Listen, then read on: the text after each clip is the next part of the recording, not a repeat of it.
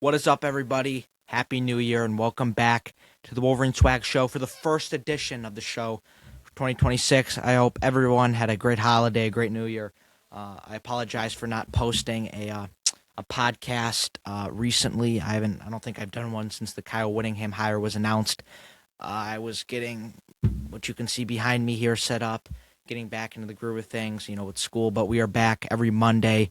Will be when the episodes are releasing. So we just want to get that out there for football. And then I think on Wednesdays is when we will now be starting basketball episodes. But today it's a football episode, and we are going to be talking about the coaching staff that has been assembled pretty officially in Kyle Whittingham for Kyle Whittingham's first coaching staff here at Michigan, and as well as the transfer portal and kind of my outlook on that. But before we begin, make sure to, as always, subscribe to the podcast, follow the socials, the X, the Instagram, subscribe to the podcast on Spotify, YouTube, wherever you listen, like it, and turn on notifications so you never miss an episode, a post, or anything like that. But without further ado, let's get into it, starting with the coaching staff that Kyle Whittingham has officially assembled. The pieces are now in place with this coaching staff. And guys, I'm going to be honest.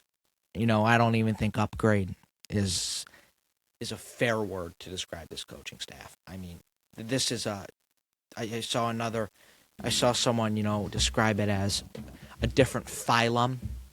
Shout out to my guy Steve Dace on Michigan Podcast. A different phylum of coaches. It's just a different world, these guys, specifically in the position groups.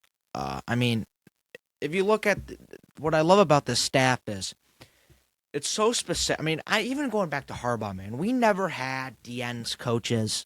I think Jay Harbaugh may have coached safeties one year, but it was kind of an assistant role. Like all the safeties coaches, the defensive end coaches, all the assistants to the assistant coaches, like assistant receivers, just so specific. Just take advantage of all the spots you can fill, man. And I think the more you have, the more the merrier. And I think this coaching staff, with how specific it is, how experienced it is with Kyle Whittingham, as we're going to get into in a second, a lot of Utah names, a lot of BYU names. So I think this coaching staff was assembled extraordinary by Kyle Whittingham, starting off with, it honestly might be my favorite hire. Actually, it's not my favorite hire. It's my second favorite hire. I'll say my favorite in a second. But this guy, Jason Beck, the offensive coordinator, he was at Utah, obviously, as we all know. I don't think a lot of you know this. He played quarterback at BYU. Guys, we're going to get into a lot of BYU and Utah ties. Basically, everyone on the staff has a tie with one of the two schools. He was at Utah, but he played quarterback at BYU. He was the offensive coordinator at Syracuse and New Mexico State before being the head man on the offense in 2025 for Utah, and he led the Utes to the 6th-ranked offense nationally. The quarterback's name, it's blanking on me.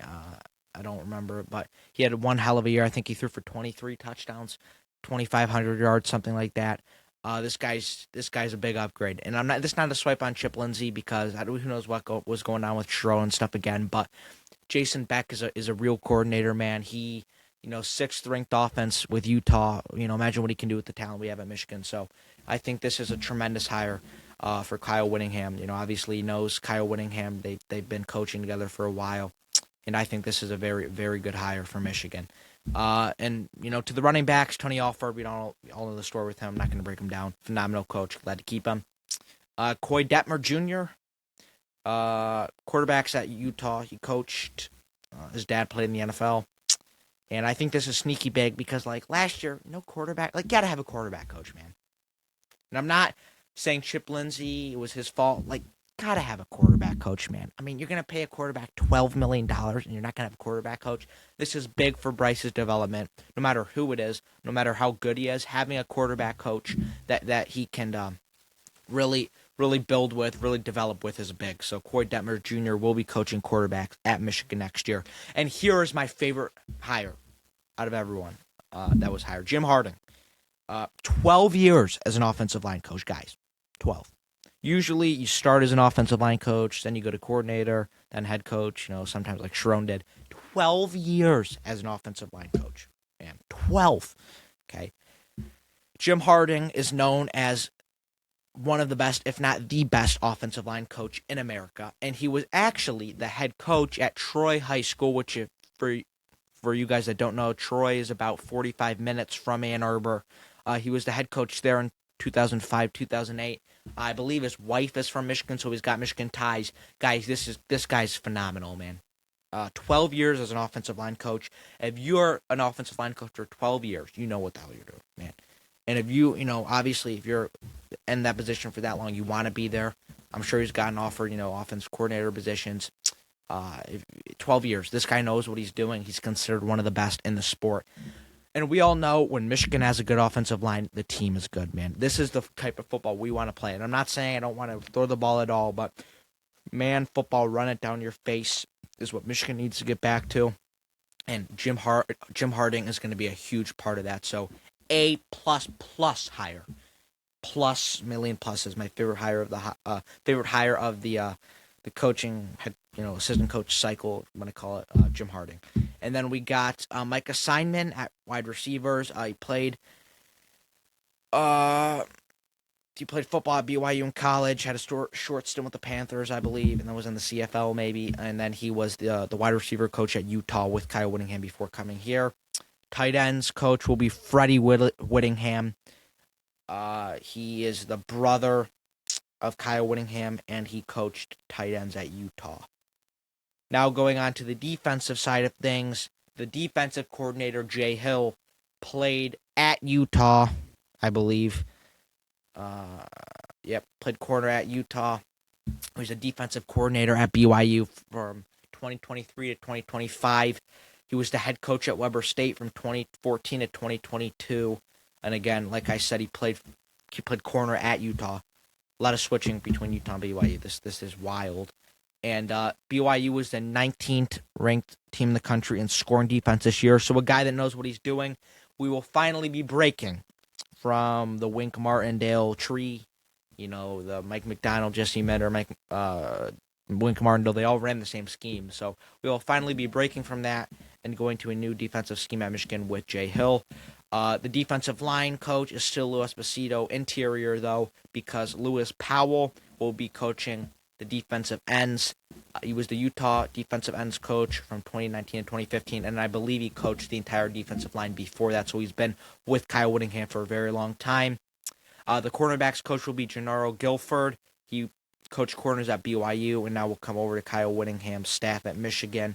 The safeties coach will be Tyler Stockton.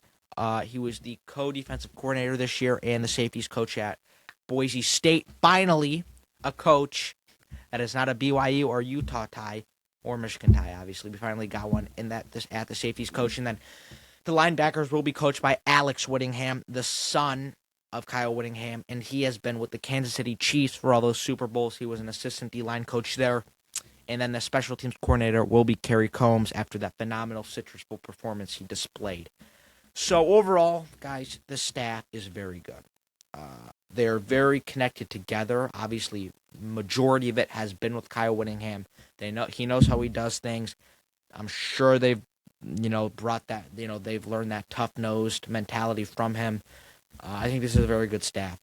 Humongous up. I mean, I don't see, looking at it now, besides special teams.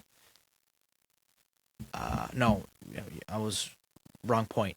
I don't see a position that Michigan has a better coach under Sharon than they did here.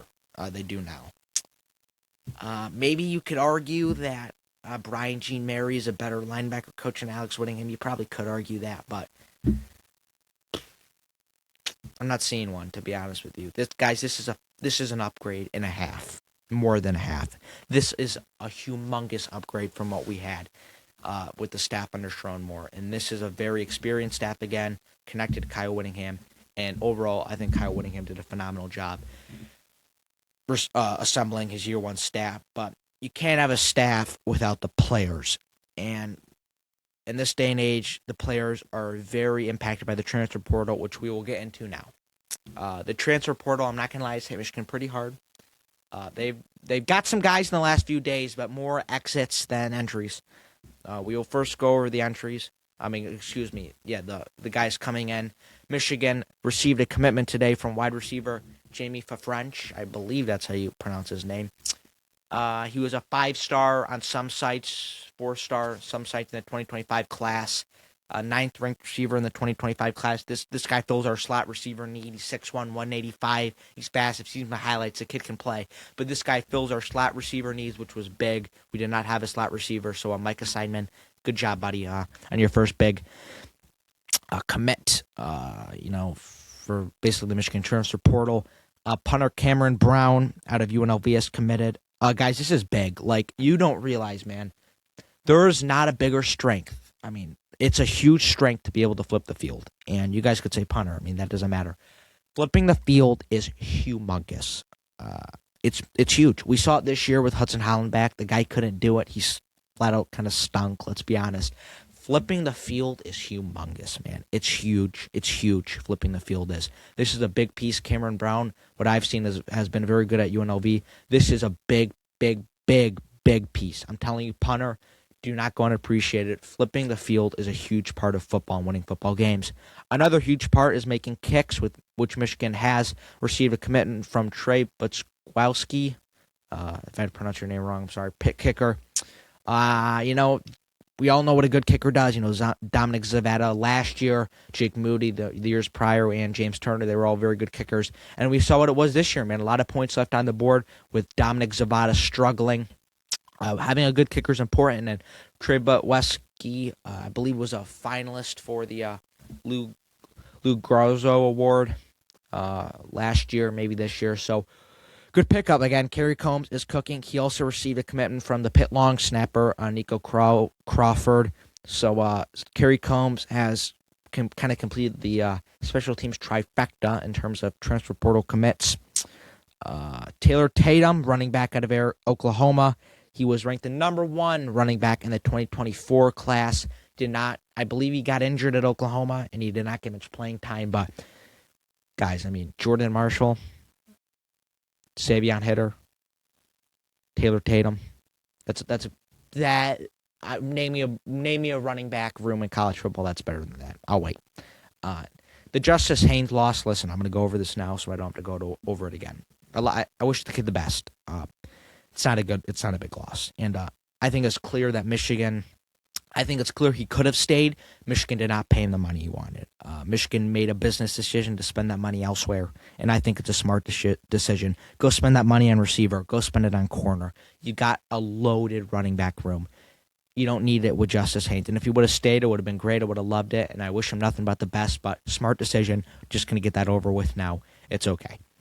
And then you got John Henry Daly, the DN out of Utah, who had 11.5 sacks this year. I don't know what's going on with his leg, knee. I've heard something about that. But overall, I think this will be the best pass rusher Michigan has had since Aiden Hutchinson. I posted something on X the other day. Aiden Hutchinson was the last defensive end at Michigan to have over 12 sacks. This guy had 11.5. This guy's going to be a player who's a player at Utah. Kyle Whittingham scheme, mentality.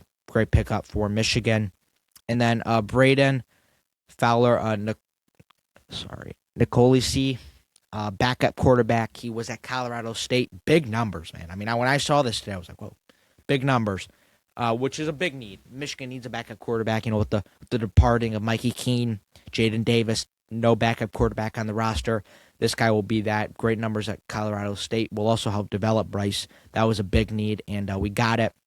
And then another guy who's not official. I don't think he's officially signed yet, but it has been known that he is committed.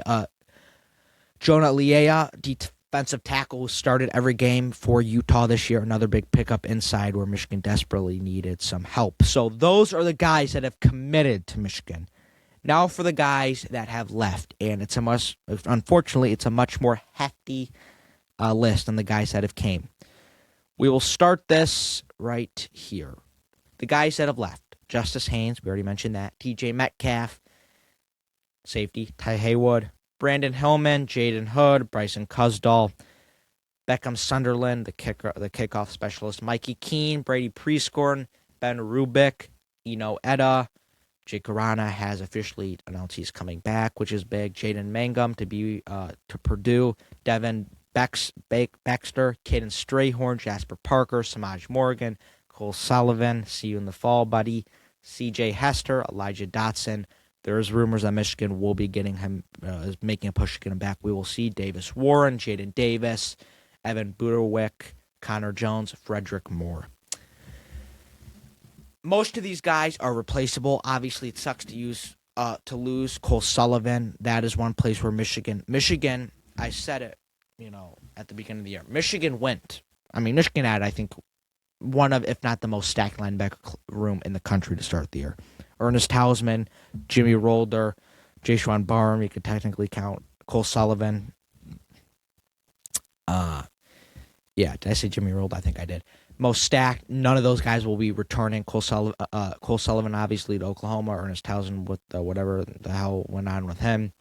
But he was out of eligibility anyway. Jayshon Barham, who moved to Edge and went to the draft. And then Jimmy Rolder announced he's going to the NFL today. So none of those guys are returning. It goes from one of the most stacked rooms to one of the most depleted rooms. Michigan needs linebacker help now. The Biles, the Pitt guy that we were targeting, is committed to Texas. We are rumored to be in contention for the Cal transfer linebacker. We need to land him bad. This is a linebacker room that's depleted. And then the other most position is by far the secondary. This is, Brandon Hillman. Even Perry was in the portal at one point. Thank God he's coming back. TJ Metcalf, both our starting safeties are now gone. That's another place where Michigan needs to get going and going fast. We don't have a starting secondary right now. We have Curtis Moore, but we don't have a nickel. We need to get the secondary going, and we need to get it going fast. We need a linebacker again. An outside receiver is a want, but it's not a huge must. Jamar Browder could fill that role next year, and then maybe another inside D tackle would be nice. But again, the main 2 points Michigan needs right now in the transfer portal is a linebacker and help to that secondary. And to wrap this episode up, going off the portal and the players, I'm going to do a little fun right now. I'm going to project my week 1 starters based off what the situation is right now. And the next episode, I'll do it too once the transfer portal closes. We'll start off with the quarterback, obviously Bryce Underwood, the running back Jordan Marshall. And I'm just doing pure starters. Our other guys are going to play, obviously. I'm just doing pure. When Michigan goes to offense, the first series of the game, first play, this is the guys that I think will be trotting out as of right now. Okay.